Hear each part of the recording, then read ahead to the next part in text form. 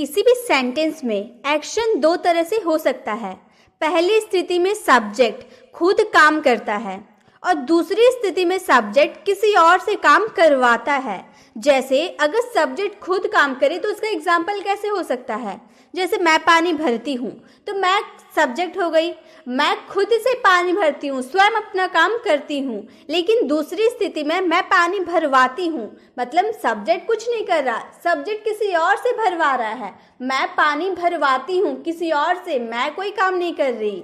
वह पत्र लिखती है, वह खुद से पत्र लिखती है। वह पत्र लिखवाती है, वह किसी और से पत्र लिखवाती है। मम्मी कपड़ा धोती है, मम्मी खुद से कपड़ा धोती है। मम्मी कपड़े धुलवाती है, किसी और से धुलवाती है, चाहे वो अपनी बेटी से धुलवा सकती है या फिर नौकर से धुलवा सकती है। दुनिया में ऐसा कोई चीज़ नहीं है जो हम खुद करते हैं। बहुत सारे काम ऐसे हैं जो हम किसी और से करवाते हैं, दूसरों पे डिपेंड रहते हैं।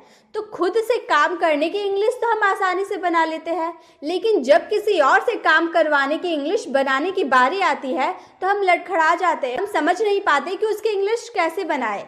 तो अगर आज की इस वीडियो को आप पूरा देख लेते हैं, जब आप किसी और से काम करवाते हैं उसकी इंग्लिश कैसे बनानी है, आपको कौन से स्ट्रक्चर को फॉलो करके बनानी है, कैसे सिचुएशन में किस स्ट्रक्चर को फॉलो करना है, किस वर्ब को फॉलो करना है, वो आज की इस वीडियो में मैं आपको बताने वाली हूँ टेंस के अकॉर्डिंग। अगर आप टेंस जानते होंगे तो आप आसानी से सारे सेंटेंसेस को समझ सकते हैं। अगर आप टेंस नहीं जानते हैं तो मैंने टेंस की वीडियो अपलोड कर रखी है। इंग्लिश स्पीकिंग कोर्स डे 1 से स्टार्ट हो चुका है और मैंने डे 1 से टेंस सिखाना स्टार्ट कर दिया है, तो आप वो वीडियो देख सकते हैं इस वीडियो को देखने के बाद, क्योंकि इस वीडियो में भी मैं आपको थोड़ी बहुत टेंस की नॉलेज दूंगी।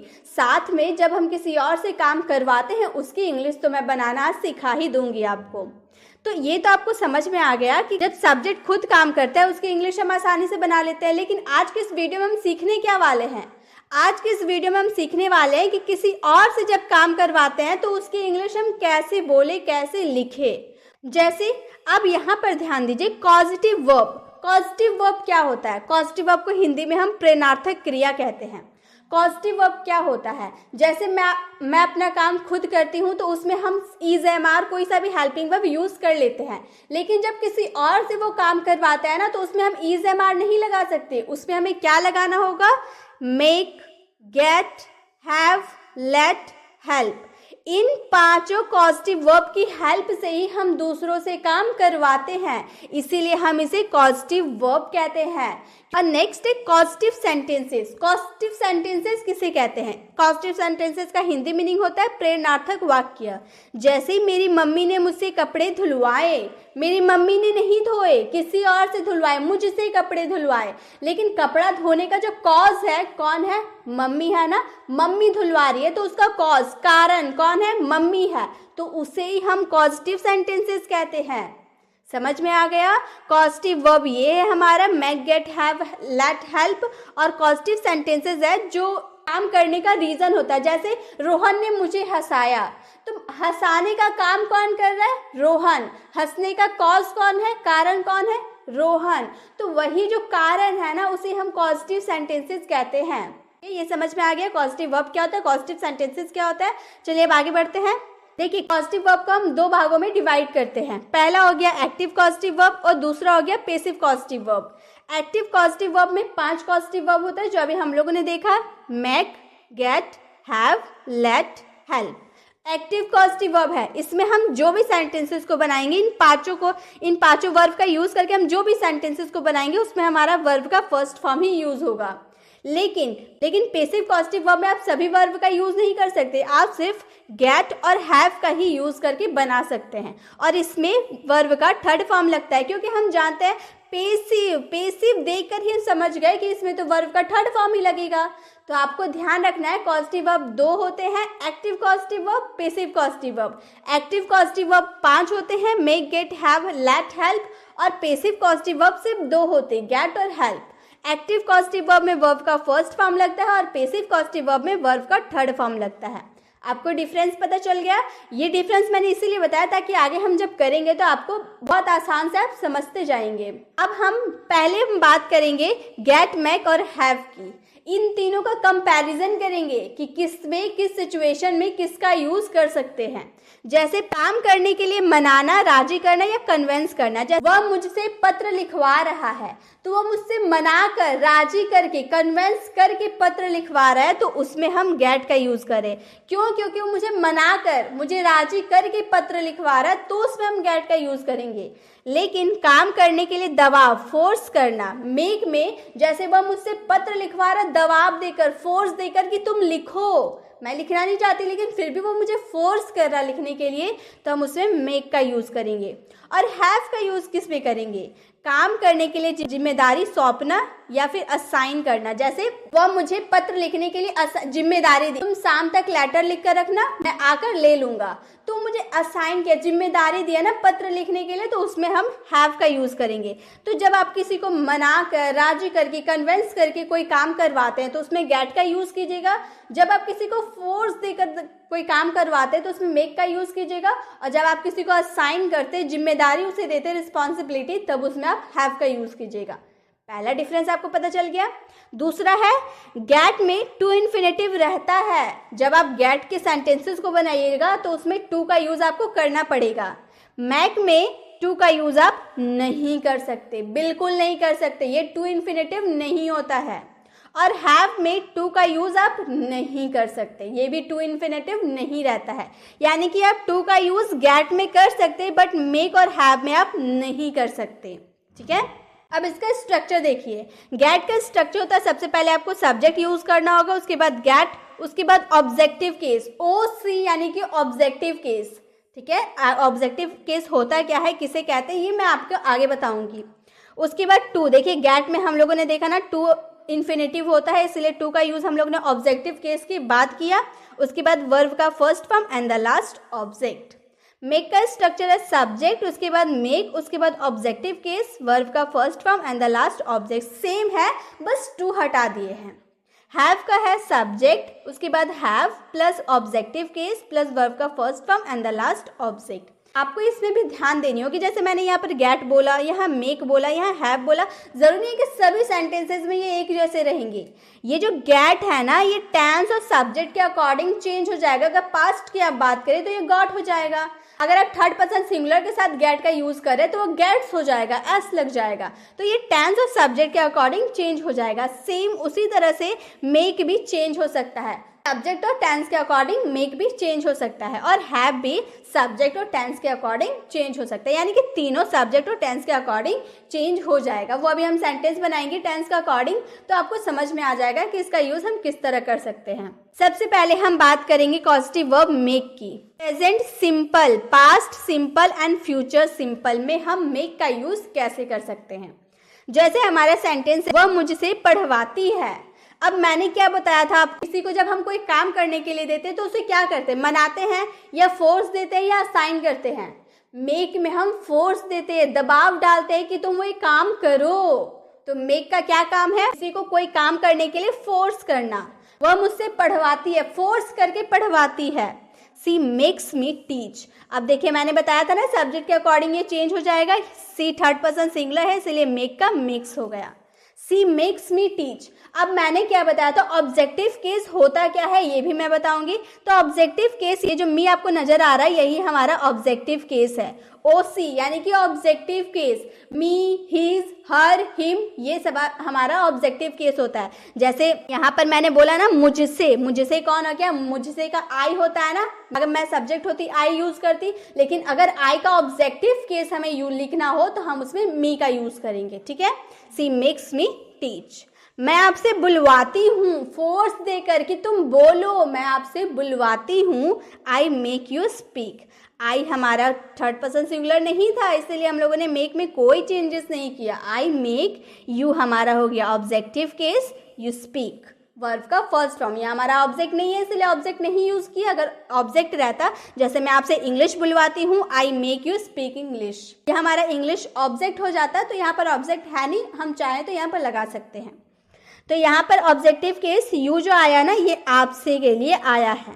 तो प्रेजेंट सिंपल में मेक का यूज कैसे करेंगे आपको समझ में आ गया। जब इसका हम पास्ट सिंपल में बनाएंगे, जैसे उसने मुझसे पढ़वाया, तो बोलेंगे सी मेड मी टीच। यहाँ पर देखिए पास्ट सिंपल में हम सब्जेक्ट के बाद डायरेक्ट सेकेंड फॉर्म यूज करते हैं ना, इसलिए मेक का second form made. Third form भी मेड होता है, लेकिन यहाँ पे हम लोगों ने सेकेंड फॉर्म यूज किया मेक का मेड। सी मेड मी टीच। अब मी क्या है आपको समझ में आ गया होगा, तो ये मैं बार बार नहीं बता रही। मैंने आपसे बुलवाया, I made you speak, I made you speak. अब फ्यूचर सिंपल में हम कैसे बनाएंगे, वह मुझसे पढ़वाएगी। फ्यूचर में, अभी उसने मुझसे पढ़वाया नहीं है, वो मुझसे फ्यूचर में पढ़वाएगी।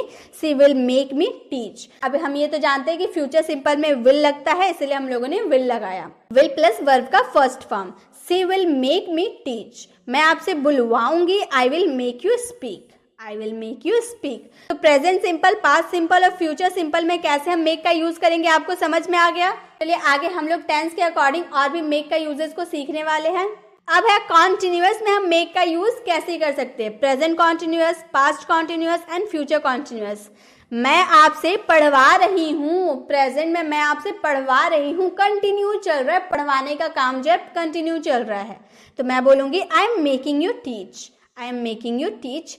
आई के बाद हम लोगों ने एम का यूज किया, क्यों, क्योंकि हम यहाँ पर रहा हूँ, रहे हैं में आता है ना is am are plus verb में आईएनजी, उसी के according is am are plus verb में आईएनजी। मेक तो हमारा वर्ब है, कॉजेटिव वर्ब है, इसीलिए इसमें आईएनजी हम लोगों ने लगाया।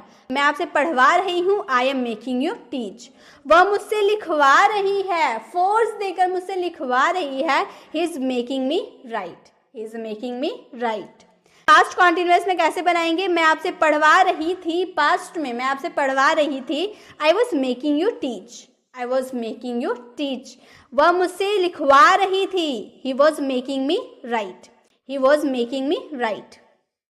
फ्यूचर कॉन्टिन्यूअस में कैसे बनाएंगे, मैं आपसे पढ़वा रही होंगी, फ्यूचर में होंगी, गागेगी, फ्यूचर की बात कर रहे हैं ना, तो बोलेंगे I will be making you teach. यहाँ पर विल बी का यूज होता है, कॉन्टिन्यूअस फ्यूचर कॉन्टिन्यूअस में विल बी का यूज होता है प्लस वर्ब में आईएनजी। उसी तरह से हम लोगों ने यूज किया I will be making you teach. वह मुझसे लिखवा रहा होगा, he will be making me right, he will be making me right. तो कॉन्टिन्यूअस में हम तो प्रेजेंट कॉन्टिन्यूअस, पास्ट कॉन्टिन्यूअस और फ्यूचर कॉन्टिन्यूअस में मेक का यूज कैसे करेंगे ये भी आप लोगों ने जान लिया।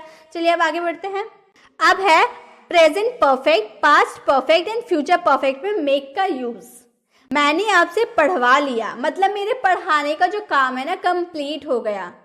परफेक्ट में ऐसे ही तो सेंटेंसेस आते हैं जो कंप्लीट हो चुके होते हैं, तो मैं बोलूंगी मैंने आपसे पढ़वा लिया है, I have made you teach. यहाँ पर क्या होता है, हैज हैव के बाद डायरेक्ट वर्ब का थर्ड फॉर्म यूज होता है, तो ये जो हमारा है ना ये वर्ब का थर्ड फॉर्म है, सेकेंड मत समझिए, ये वर्ब का थर्ड फॉर्म है।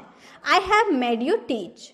मैंने आपसे पढ़वा लिया था, पास्ट में मैंने आपसे पढ़वा लिया था, I had made you teach, I had made you teach. Future perfect में मैं आपसे पढ़वा चुकी होंगी, फ्यूचर में मैं आपसे पढ़वा चुकी होंगी, आई will have made you teach, I will have made you teach.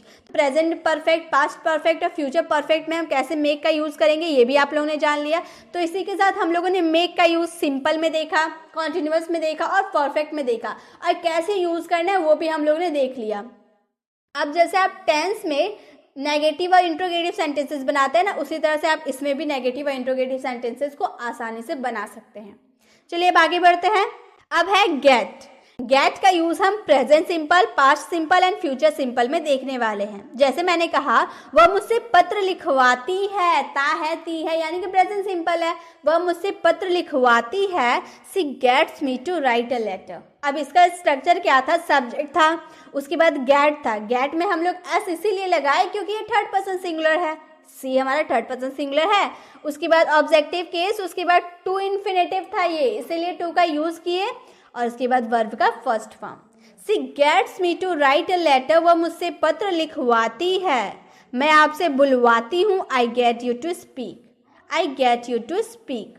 Past simple में गेट का यूज करेंगे, वह मुझसे पत्र लिखवाती थी, पास्ट में वह मुझसे पत्र लिखवाती थी। She got me to write a letter, she got me to write a letter. मैं आपसे बुलवाती थी, I got you to speak, I got you to speak. वह मुझसे पत्र लिखवाएगी, she will get me to write a letter, she will get me to write a letter. मैं आपसे बुलवाऊंगी, I will get you to speak, I will get you to speak, मैं आपसे बुलवाऊंगी।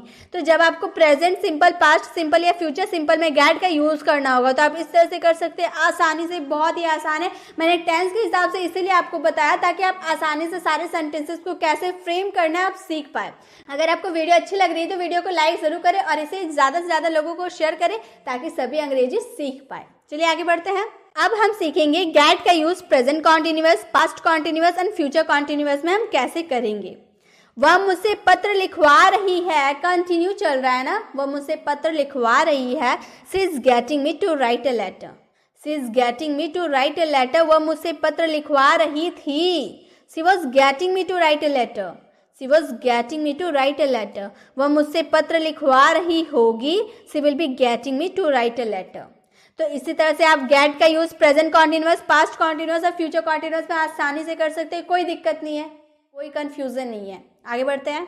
अब गेट का यूज हम देखेंगे present perfect, past perfect and future perfect में। जैसे अगर हमें कहनी हो उसने मुझसे पत्र लिखवा लिया है, मतलब कंप्लीट हो चुका है पत्र लिखवाने का काम, तो उसने मुझसे पत्र लिखवा लिया है। He has got me to write a letter, he has got me to write a letter. He third person singular है इसलिए हम लोगों ने हैज का यूज किया। He has got me to write a letter. उसने मुझसे पत्र लिखवा लिया था, he had got me to write a letter। ये जो got है ये हमारा वर्ब का थर्ड फॉर्म है, ठीक है। उसने मुझसे पत्र लिखवा लिया होगा, he will have got me to write a letter। जब आपको प्रेजेंट परफेक्ट या पास्ट परफेक्ट या फ्यूचर परफेक्ट के कोई सा भी सेंटेंस किसी और से काम करवाने की बात की जाए तो आप इस तरह से उसे बना सकते हैं। मैंने आपको टेंस के अकॉर्डिंग बता दिया। मेक के यूजेस को जान लिए, गेट के यूजेस को जान लिए, अब जानते हैव के यूजेस को। अब हैव को जानने से पहले आप ये बताइए, आपको मैंने जो कंपैरिजन बताया था आपको याद है? मैंने क्या बताया था? हैव का क्या काम है?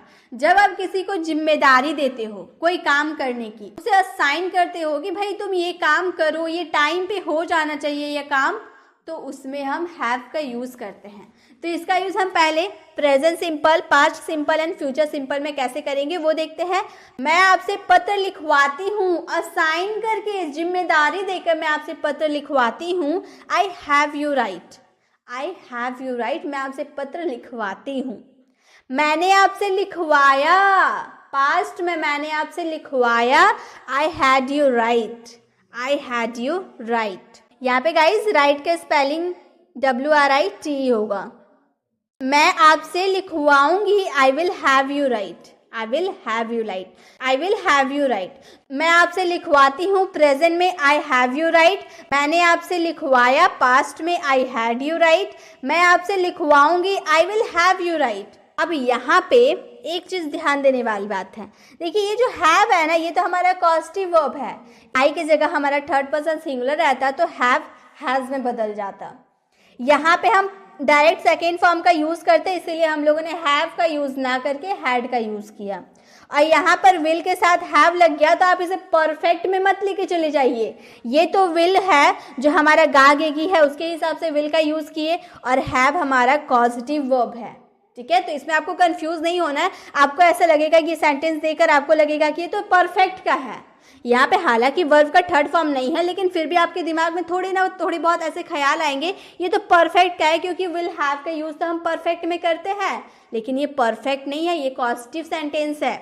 जैसे मैंने आपसे पत्र लिखवाया, आई विल हैव यू राइट, तो ये जो विल है ये तो अपना गागेगी के हिसाब से आया है, और हैव हमारा कॉजेटिव वर्ब है, क्योंकि हम लोगों ने जिम्मेदारी दिया उसे ये काम करने के लिए। अब है हैव का use present continuous, past continuous and future continuous में कैसे करते हैं। वह मुझसे पत्र लिखवा रही है, मतलब प्रेजेंट में उसने मुझे असाइन किया और वह मुझसे पत्र बैठकर मेरे सामने बैठी हुई है और मुझसे पत्र लिखवा रही है। She is having me to write a letter, is am are plus verb में ING, हमारा वर्ब तो कॉजेटिव वर्ब ही है, हैवी तो है हमारा वर्ब, इसलिए वर्ब में ही हम लोगों ने ING लगाया, having. She is having me to write a letter, वह मुझसे पत्र लिखवा रही थी, पास्ट में she was having me to write a letter, she was having me to write a letter. वह मुझसे पत्र लिखवा रही होगी, फ्यूचर में she will be having me to write a letter, she will be having me to write a letter. बहुत student ऐसे होते हैं जो यहाँ पर हैविंग का यूज देकर कंफ्यूज हो जाएंगे कि भाई ये कौन सा सेंटेंस है, हैविंग का यूज़ कर दिया गया है। तो ये तो कॉजेटिव सेंटेंस है, आप इसे ध्यान में रखिए। अगर आप इसे ध्यान में रख देते हैं तो आप आसानी से पॉजिटिव सेंटेंसेस को बना सकते हैं। अब हैव का यूज़ हम करेंगे present perfect, past perfect and future perfect में। प्रेजेंट परफेक्ट में कैसे सेंटेंसेस आते हैं, पॉजिटिव सेंटेंस कैसे आते हैं? उसने मुझसे पत्र लिखवा लिया है, उसने नहीं लिखा, उसने मुझसे पत्र लिखवा लिया है, कंप्लीट हो चुका है उसे काम। उसने मुझे असाइन किया था पत्र लिखने का, मैंने पत्र लिखकर उसे दे दिया, मतलब उसने मुझसे पत्र लिखवा लिया है, कंप्लीट हो गया है। तो he has had to me write a letter। अब यहाँ पर आप देखिएगा हैज और हैड एक साथ आया है। क्यों आया है? क्योंकि हैज तो हमारा जो परफेक्ट प्रेजेंट परफेक्ट में हैज हैव लगाते हैं उसके हिसाब से है, क्योंकि ही हमारा थर्ड पर्सन सिंगुलर है, इसीलिए हैज का यूज हम लोगों ने किया। और हैड जो है ना, ये हमारा कॉजेटिव वर्ब है, जो वर्ब का थर्ड फॉर्म बन चुका है। क्यों? क्योंकि परफेक्ट में वर्ब का थर्ड फॉर्म हम लगाते हैं, इसीलिए ये वर्ब का थर्ड फॉर्म है। He has had me to write a letter. ठीक है गाइज, यहाँ पे टू का यूज नहीं होगा, हम इसे बनाएंगे he has had me write a letter। he has had me write a letter। उसने मुझसे पत्र लिखवा लिया था, he had me write a letter। he had me write a letter। यहाँ पे had एक साथ क्यों आया आपको समझ में आ गया, क्योंकि पास्ट टर्म परफेक्ट में had का यूज करते हैं, और ये जो had हमारा दूसरा वाला had है, ये पॉजिटिव वर्ब है जो थर्ड फॉर्म है, have का third form had। He had me write a letter। उसने मुझसे पत्र लिखवा लिया है। He will have had me write a letter। He will have had me write a letter। यहाँ पर have will have हमारा फ्यूचर परफेक्ट का है और had हमारा पॉजिटिव वर्ब है।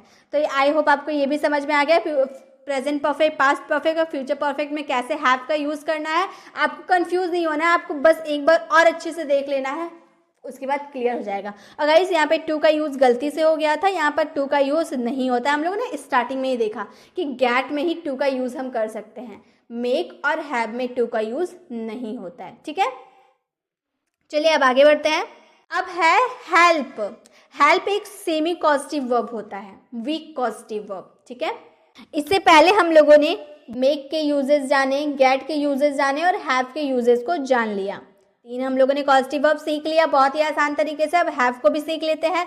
Present simple, past simple and future simple.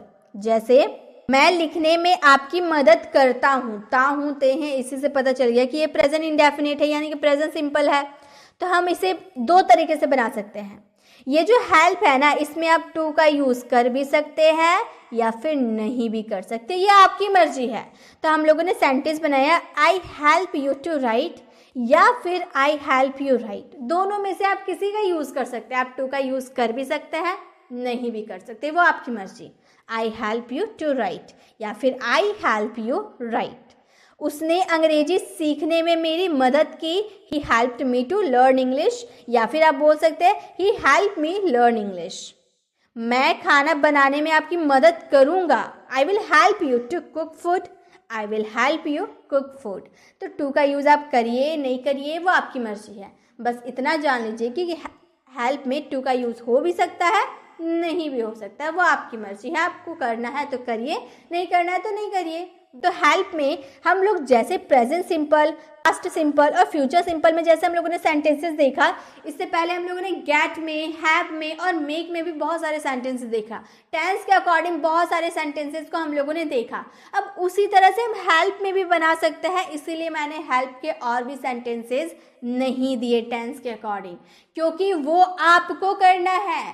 Present perfect, past perfect and future perfect का भी आपको बनाना है हेल्प लेकर, और इसका आंसर कमेंट बॉक्स में ज़रूर करना है। आपको मैंने इतना बताया कि कैसे यूज़ किया जाता है, मेक, गेट, हैव, तीनों में मैंने अच्छे से बता दिया। अब आप उसी के ज़रिए आप हेल्प को बनाइए और मुझे कमेंट बॉक्स में इसका आंसर ज़रूर दीजिए। चलिए आगे देखते हैं।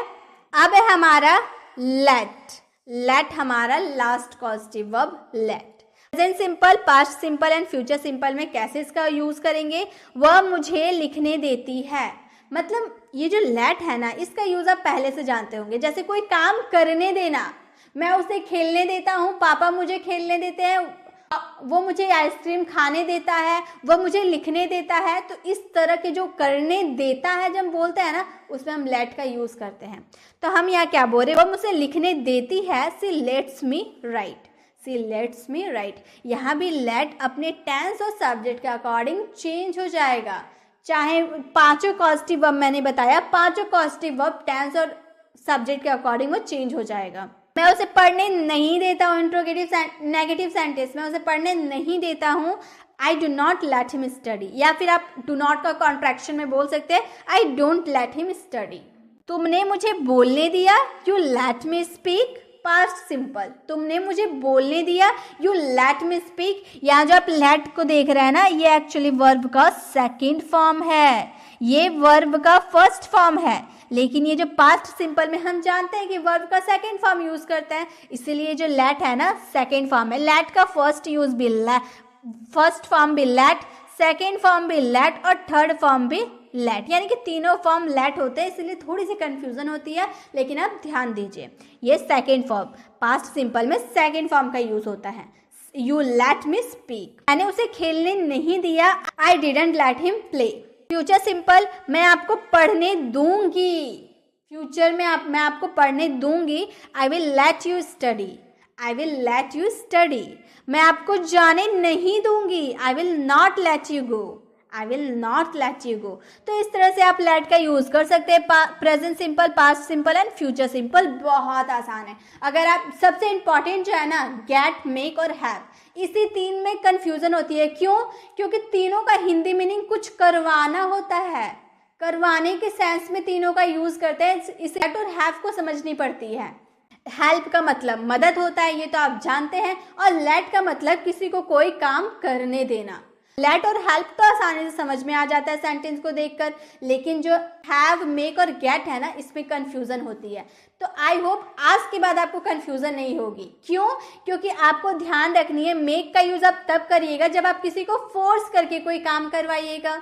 गेट का यूज आप तब करिएगा जब आपको किसी को मना कर काम करना हो, उसे कन्वेंस करके कोई काम करवाना होगा, तब आप गेट का यूज कीजिएगा। और जब आप किसी को असाइन कर रहे कोई काम करने के लिए, उसे जिम्मेदारी दे रहे हैं, तो उसमें हैव का यूज कीजिएगा। बस ये सब आपके सेंटेंस पे डिपेंड करता है कि आप किस समय किस ढंग से बोल रहे हैं। बस उतना आपको समझ में आ जाएगा, आप सब समझ जाएंगे। चलिए आगे बढ़ते हैं। एक्टिव कॉजेटिव वर्ब की बात हो गई, अब पेसिव कॉजेटिव वर्ब को देखते हैं। पेसिव कॉजेटिव वर्ब, इसमें हम कौन से वर्ब का यूज करते हैं? वर्ब का थर्ड फॉर्म का यूज करते हैं। क्यों? क्योंकि ये हमारा पेसिव सेंटेंस है ना, इसीलिए।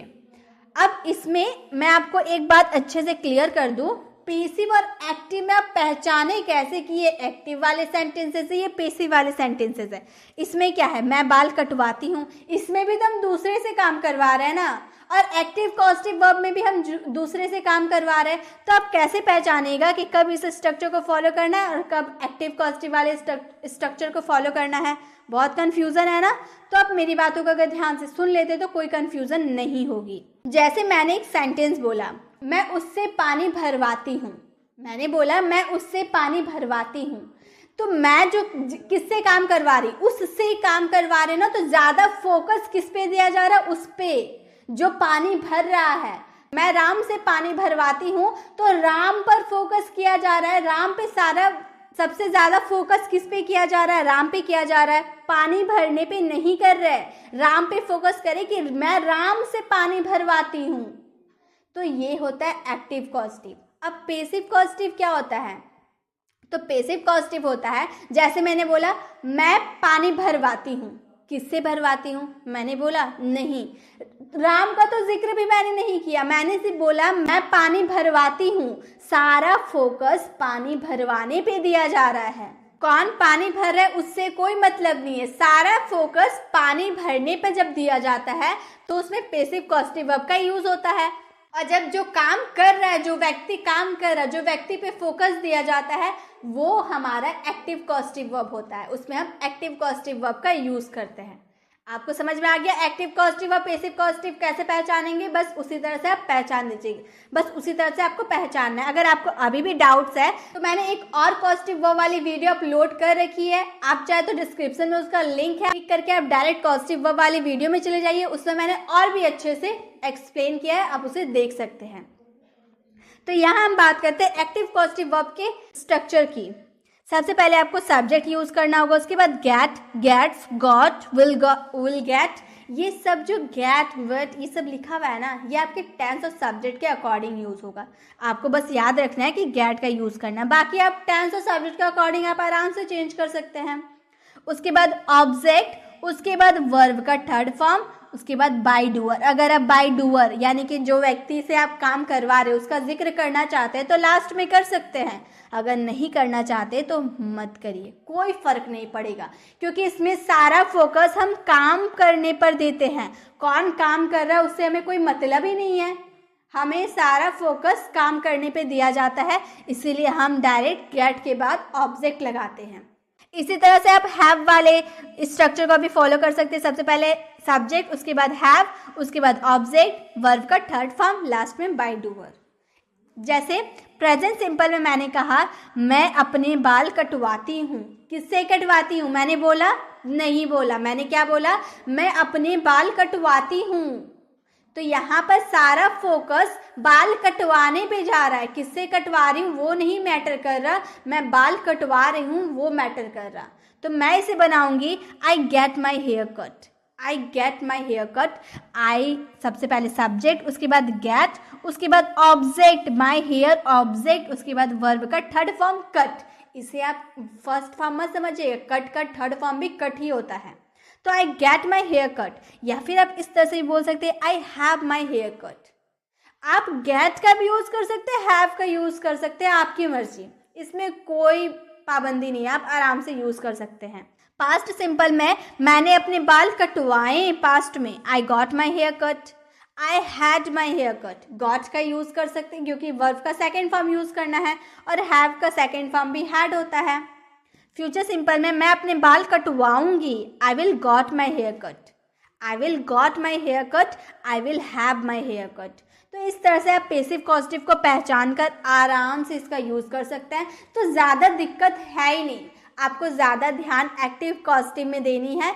मेक, गेट और हैव, ये तीनों अगर आप सीख लेते हैं तो आप आराम से कोई सा भी सेंटेंसेस को बना सकते हैं। बस आप इस स्ट्रक्चर को ध्यान में रख आराम से सारे सेंटेंसेस बनते जाएंगे। अब वीडियो कैसी लगी वीडियो को कमेंट में ज़रूर बताएं, और मैंने जो आपको होमवर्क दिया है कि हेल्प के सेंटेंसेस को बनाकर कमेंट बॉक्स में उसका आंसर देना है, तो ज़रूर देना है। वीडियो अच्छी लगी तो वीडियो को लाइक करें, अगर आप चैनल पर नए हैं और अभी तक चैनल को सब्सक्राइब नहीं किया है तो जल्दी से कीजिए, और बेल आइकॉन को ज़रूर क्लिक कीजिएगा ताकि जब भी मैं ऐसी वीडियो अपलोड करूँ आप तक नोटिफिकेशन मिलती रहे। मिलते हैं नेक्स्ट वीडियो में, तब तक के लिए कीप लर्निंग।